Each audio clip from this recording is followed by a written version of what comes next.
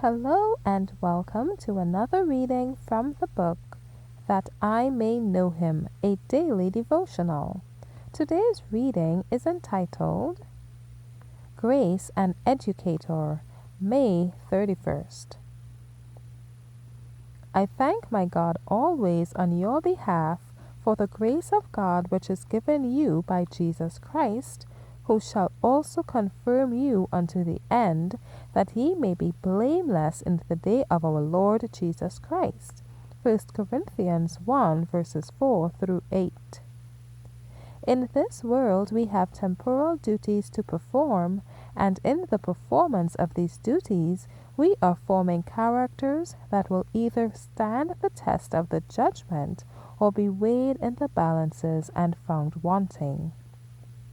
We may do the smallest duties nobly, firmly, faithfully, as if seeing the whole heavenly host looking upon us. Take a lesson from the gardener. If he wishes a plant to grow, he cultivates and trims it.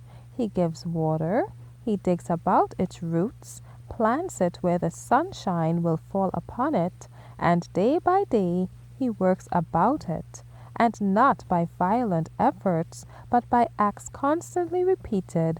He trains the shrub until its form is perfect and its bloom is full. The grace of our Lord Jesus Christ works upon the heart and mind as an educator. The continued influence of His Spirit upon the soul trains and molds and fashions the character after the divine model.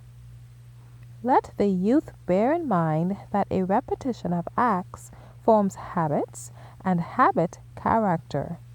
Is the love of Christ a living, active agent in your soul, correcting, reforming, refining you, and purifying you from your wrong practices? There is need of cultivating every grace that Jesus, through His suffering and death, has brought within your reach. You are to manifest the grace that has been so richly provided for you in the small as well as in the large concerns of life.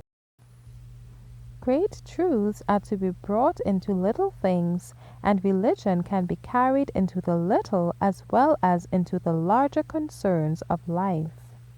The commandments of God are exceeding broad, and the Lord is not pleased to have His children disorderly, to have their lives marred by defects, and their religious experience crippled, their growth in grace dwarfed, because they persist in cherishing hereditary and cultivated tendencies and wrong habits that will be imitated by others and thus perpetuated.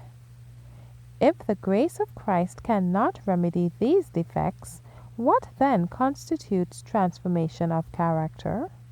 Thank you for listening today. Be sure to join me tomorrow for another reading from the book That I May Know Him. Be encouraged.